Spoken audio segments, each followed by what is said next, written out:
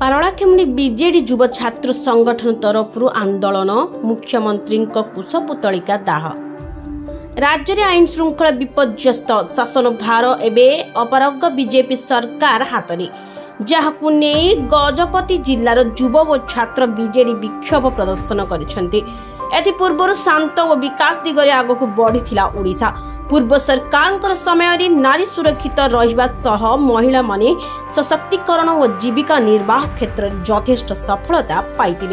एवं सारा राज्य में बढ़ी चली नारी निर्यातना, एपरिक अंतर्देशीय स्तर में चर्चा रही ओडिशा, जहां ओडिया अस्मिता को निंदित और अपमानित करिछि, जहां ओडिशा पाई एक लज्जार विषय।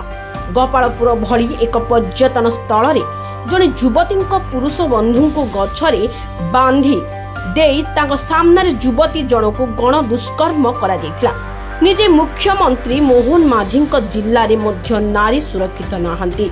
नारी निर्यातना संख्या अहेतुक भावे वृद्धि पाइछि।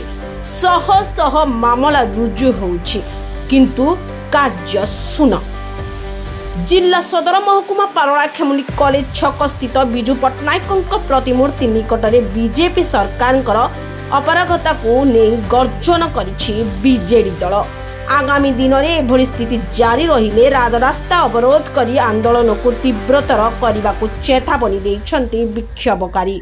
राज्य में एभली संवेदनशील प्रसंग में राज्य सरकार नीरव द्रष्टा साजिछन्ति व राज्यर आईन श्रृंखला परिस्थिति को नियंत्रण में रखिबारे संपूर्ण विफल होइछन्ति।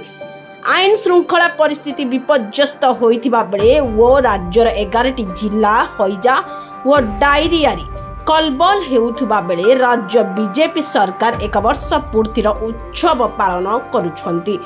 राज्य सरकार को चेताई देवा उद्देश्य रे राज्य व्यापी छात्र आंदोलन आयोजित करा जायथिबार बीजेडी छात्र नेता और कर्मी माने कहिछन्ति।